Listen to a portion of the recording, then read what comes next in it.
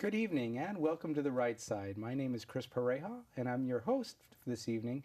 And this is the show where we talk about today's news, topics, and trends from an admittedly conservative perspective.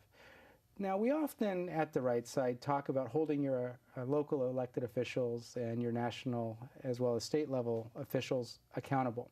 Tonight, we're very honored to have Matt Gotcott, the mayor of San Carlos, joining us this evening. And we're not only going to talk to him about engaging our electeds, but we're going to talk about how to do it effectively and how to get to know what's important to your electeds, because although we are conservative and it's not necessarily as common as we'd like it to be here in the Bay Area, there are people who will agree with our sides of the issues, on at least specific issues, and if we can help them understand what's important to us and understand what's happening that's important to them, we can get a lot more done together. So Matt, thanks for joining us this evening. Welcome. You're welcome. Thank you. Thanks. Good to be here. So tell us a little bit about, first of all, how you got involved and what made you decide that you were going to run for office in the first place. Well, I got involved in San Carlos over a land use issue, actually. It had to do with a historical site that had been rezoned, and we were going to lose it entirely, these historic buildings that people liked, and that's what got me involved.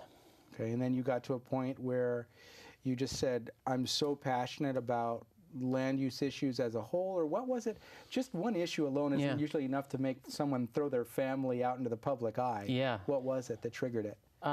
Well, just being involved in that, and some of it was people meeting me through that process and encouraging me to run for council. I came off as more of an independent person, and our council, just like even today and in many cities, a lot of times council members will come through some kind of process, like they will have been on the Traffic and Transportation Commission or the Planning Commission, and then they'll run for council.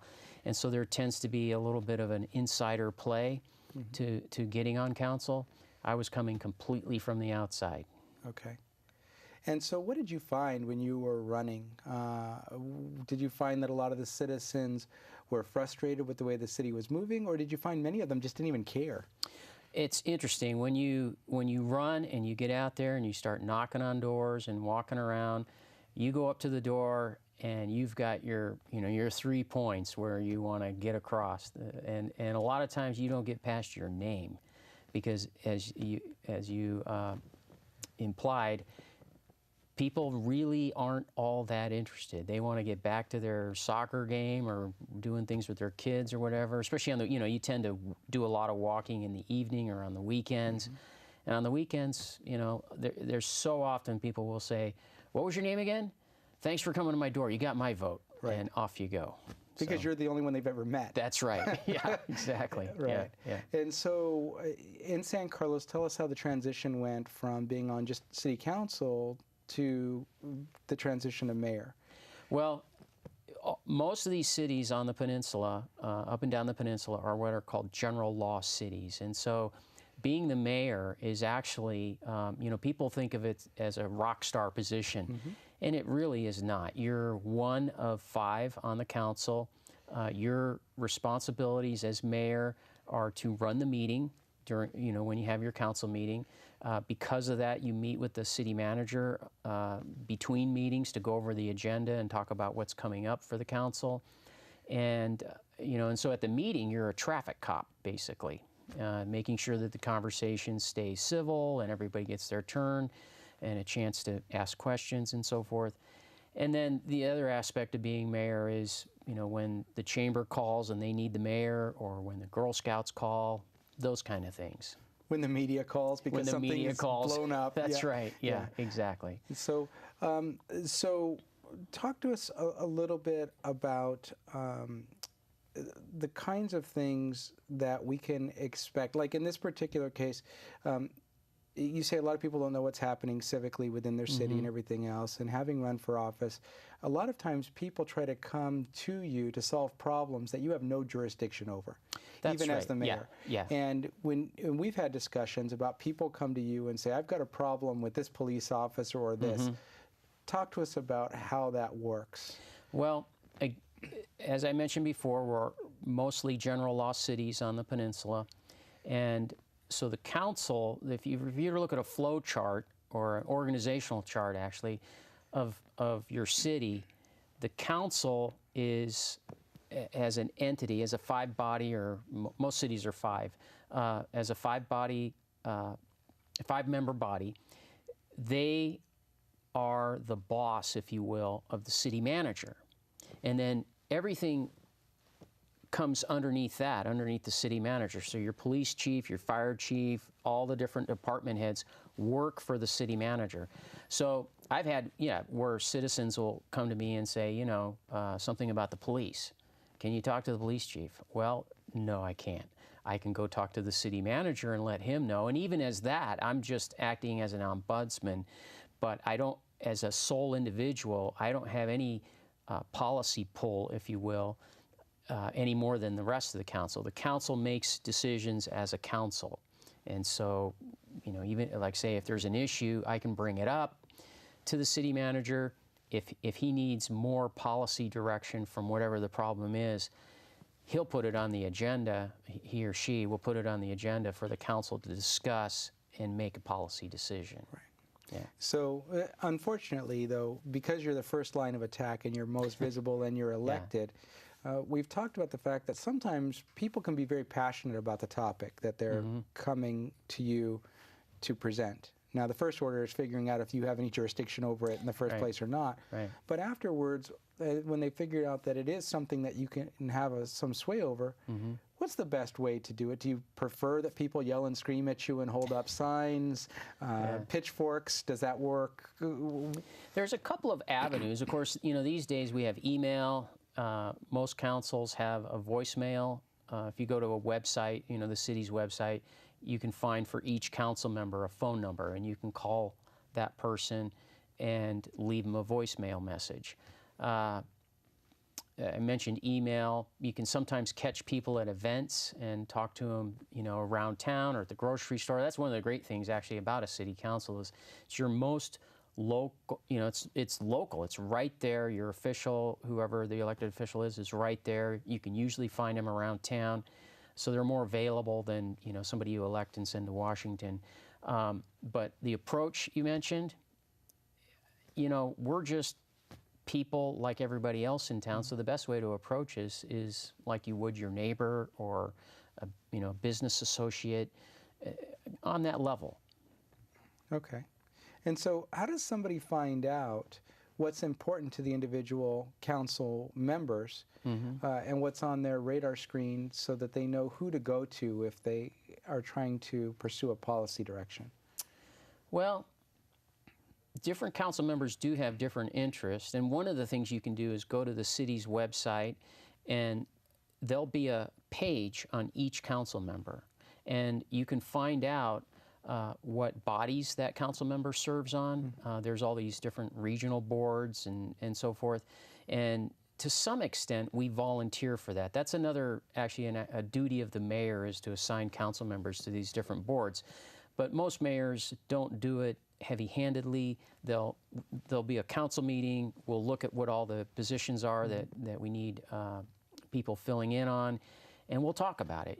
For instance, I serve on the County City Association of Governments has a committee called BPAC. It stands for Bicycle Pedestrian Advisory Committee.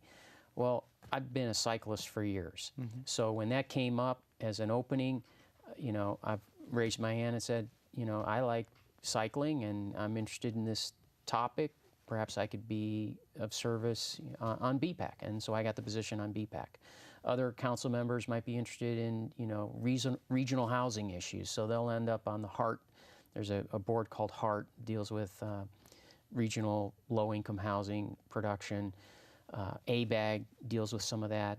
So there's all these different boards, library, JPA, and that'll give you an insight into what that council member is possibly interested in. But it also goes to show that even though you may be focused on something very locally, they may have pull at a larger regional level in some way, shape, or form. That's right. Depending on their interests and depending on the boards that they're associated with. That's right. So sometimes you can kill multiple birds with one stone if you're trying to pursue something not only locally but also, for example, if regional housing is an issue for you, or transit and transit villages, etc.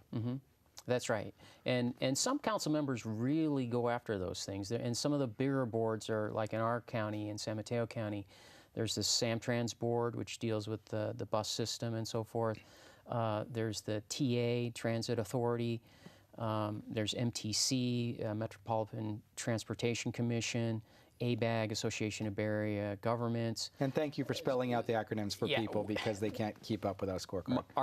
My vice mayor right now, Bob Grisilli, that's a big thing with him. Don't use an acronym if you can't give us what it stands for. Right. Yeah. Yeah, which is important. So just speaking of these regional bodies, there's a lot of concern amongst members of this audience that if these behemoths continue to grow and continue to develop their power structure, that eventually city councils, mayors, those kinds of bodies won't really have any pull anymore. Are you starting to see a trend in that direction? Well, I am. The whole idea with state government in California is that land use decisions are made at a local level. And there's been an emerging struggle over the years where especially since Senate Bill 375 was passed, the Steinberg bill, tying and linking transportation and housing together, linking it together under the the idea was we're trying to solve global warming, and so we got to reduce people commuting and get them living where they work and so forth. And so that was the idea. Let's link these two things. And what that did is it gave a lot more control over these things to Metropolitan Transportation Commission and ABAG. ABAG mostly deals with the housing end of it. MTC deals with the transportation issue, but they've linked together, and so you have these bodies making decisions about about land use at the regional level, but of course it has a local impact. Sure. For example, they're dictating housing numbers and how much low-income, mid-range income housing you have to put into your city and where. Now, for years, that has been done. They're called RHNA, Regional Housing Needs Assessment. Ever since I've been on council, I've known of these numbers coming down from ABAG. A couple things have changed over the years. One, the numbers were coming down, and some of the cities, especially the smaller cities, felt like we can't handle these numbers. And so ABAG, and this is one good thing that ABAG did, is ABAG went to the state and said, can we deal with these numbers as a region, as ABAG, and we'll dish them out to the cities who are members of our organization in San Mateo County. And the state said, yes, you can do that. And since then, other regions have done the same thing. So for us, some cities like Redwood City, South City, the bigger cities have picked up more of the numbers of housing that's being allocated, allowing cities like San Carlos and Belmont and so forth to take less. And in some places like Portola Valley, which is very rural, to take almost nothing at all. Right. Now, that's one thing that's changed. The other thing that's changed is when we've linked this traffic and transportation to housing, it's also linking the dollars. It used to be all you had to do was plan for the housing numbers.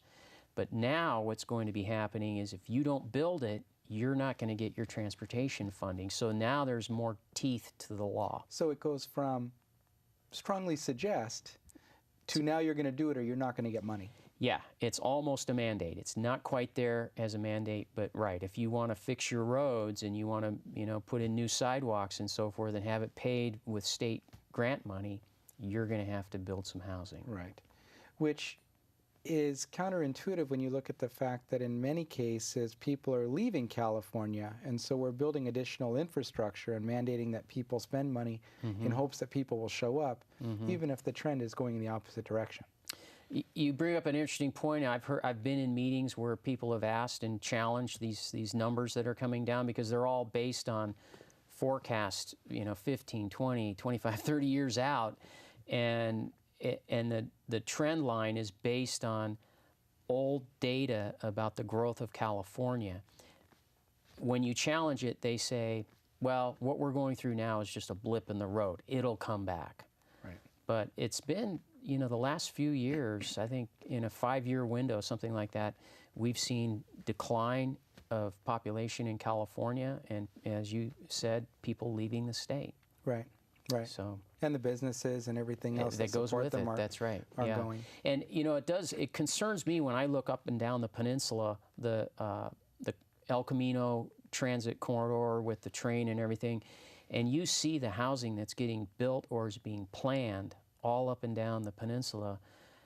I kind of wonder if at some point we're not going to have a glut of, I'm not going to say a glut of housing, but a glut of that kind of housing. Right. You know, there's a difference between the demand for single-family homes and then the demand for moderate to high-density homes, which tend to be, you know, those kind of houses tend to be people who just got married, they don't have kids, or maybe they have one kid and they don't mind living in a condo unit, or the other end of life, you know, my kids are off to college, I'm an empty nester, and you have some of those people who want to retire and stay in the area, so they'll sell their home and then move closer to, you know, a downtown, what they call walkable communities. Right. Yeah. Right.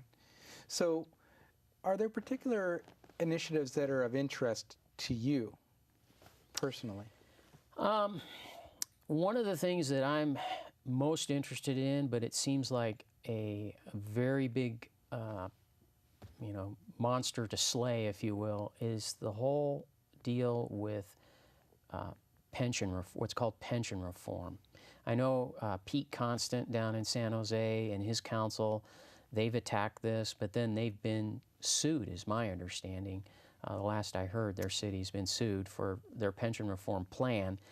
But to hear Pete talk, even what they've done is just, to some extent, tweaking around the edges. He believes it's got to be something bigger than that. We just have this huge unfunded liability as a state, as counties, as cities, that we're going to have to face up to. Right. And that would be something I would like to do something about, but like I say, it's such a large problem. You just kind of wonder, you know, the first bite of the elephant, isn't that the... Yeah. Yeah. Well, I mean, there are a lot of issues that a lot of us feel overwhelmed because there are so many things that are of interest to us. There's the pension reform, there's the high-density housing issues, and looking at cities being targeted potentially that have excessively high education scores to kind of even them out and bring in people who have lower scores to make it fair. Right. Redistributing education, right? And so there are those issues and just fiscal insanity at all levels. If somebody finds something, like for example, let's say they are in San Carlos and they're very concerned about pension reform as well and making sure that there's not a legacy of debt left for their kids, but a legacy of fiscal responsibility and being able to maintain the community that they live in, how can they get involved and support their local council member here, or if they want to support Pete in San Jose? Sure. There is one very good way a person can support these kind of things, and that is is to do some research on it. When you're in the audience, if you will, as a, you know, a member of the community, and you have something you're very concerned about, if you can do some research on it and then even put something together that has all the backup material but also has sort of an executive summary, that kind of thing is very helpful to a council member. The reason being is when you're on council, you have so many things coming across your desk that, and you know, the council members in the cities up and down the peninsula, again, being these general law cities, means we don't work full time. Like Pete, for instance, Pete Constant in San Jose, who I mentioned, he does work full time. He has a staff. So if he wants to dig into something, he can give it to his staff to work on. He can work on it. You know, I design houses for a living. I have a son that, you know, we homeschool. So I've got my, you know, a lot of things that go on in life. Council's just part of it. And so digging into an issue, even things that are coming across our dais from the staff, it's sometimes really difficult to read all the material, understand it, get into it. And so when somebody comes from the outside with an issue that's not planned for the dais, if they have that researched and so forth, that's really helpful. So being a subject matter expert in the thing you're passionate about can be very useful to persuading that's right. a council member to take up your cause. That's right.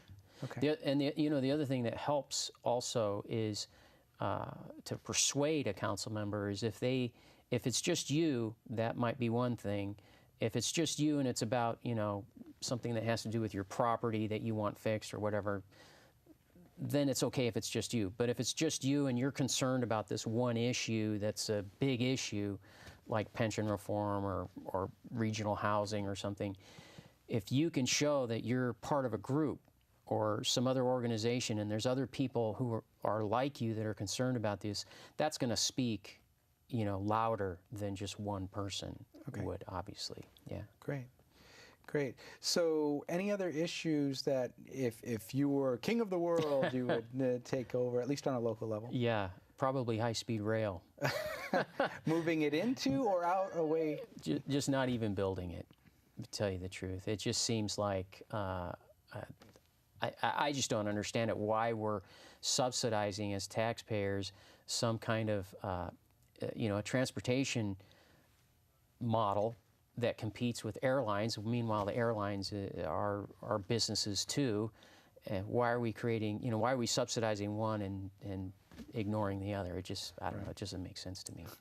Well, if people want to get in the fight next year, we'll give them the opportunity now because we've got about a minute left. Can you tell us exactly how people can reach you if they wanted to learn more about how to properly persuade their council members or reach out to you because they're one of your constituents? Sure. Well, any council member, you can go to your city's website, and usually, these days, if you type in the name of your city, but in our case, City of San Carlos, it's cityofsancarlos.org. And then you go to the website and you can look under Council, City Council tab, and you can find me there. All right. Well, Matt, thanks for sharing a little bit of insight because we normally tell people to go torment the electeds, but we never tell them how to do it. So thanks for giving them the insight and safe travels to you, sir. Thank you. And at this point, what we're going to do is take a quick break and hear a word from our underwriter, the Conservative Forum. We'll be right back.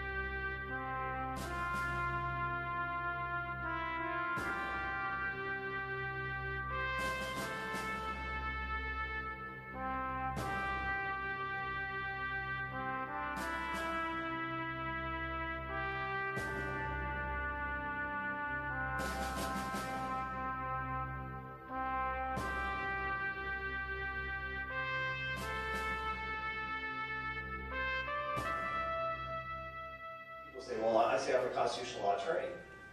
They say, oh, really? What kind of constitutional law attorney? I say, well, I'm the true kind, the kind that believe that the Constitution is what the Constitution says and what it was intended to say. Anything beyond that is tyranny and should not be allowed.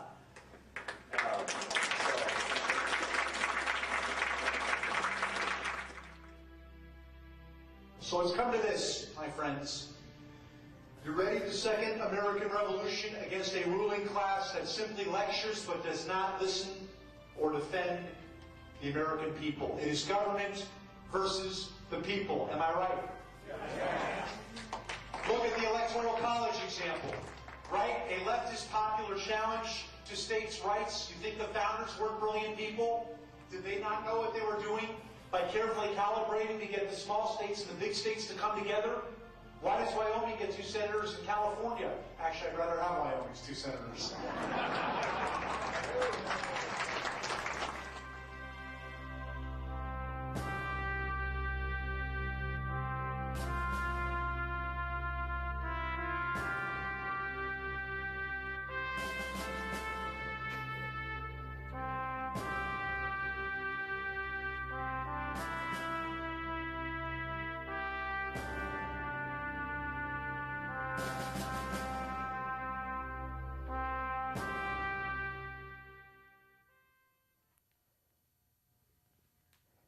And welcome back to the right side. That was a word from our underwriter, the Conservative Forum. They actually hold meetings with brand name speakers the first Tuesday of every month. Tonight, they will be hosting an event at the IFES Portuguese Hall at 432 Stearland Road, about a minute and a half from here in Mountain View. And tonight's speaker is Kevin Jackson of the Black Sphere. He's written a couple of books, one, Sexy Brilliance and Political Lies, and he'll be discussing living under liberalism this evening. The March speaker panel will be a discussion on education reform and what needs to happen to build a stronger education infrastructure. And yes, even unions will be represented at that particular panel. In April, we'll be hosting Dr. David Bobb from Hillsdale College. And then in May, Bill Whittle will be speaking from PJTV, Afterburner, and similar types of shows and fame. There are other big name speakers coming in the near future. I won't get into them now, but stay tuned. They are of interest. If you need more information on the Conservative Forum, you can find it at theconservativeforum.com. And in closing, as I said this evening, we've talked often about how you can go and hold your elected officials accountable. Matt shared with us a lot of insight into ways that you can go about it. And remember that these folks are just humans too. They care about a lot of the same issues you care about. In some cases, you need to track them down. You need to figure out what's important to them and share your passion for the issues with them and see where it leads you. Not only locally, but as we discussed, they potentially could have pull that can get you the assistance you need at a larger regional level and maybe even sometimes in the state or national level, because they all do chat with one another. So on that note, get your passions out there, stay active, and we'll look forward to seeing you sometime soon, either in person or on the show. I'm your host, Chris Pareja, and this has been The Right Side. Have a good evening.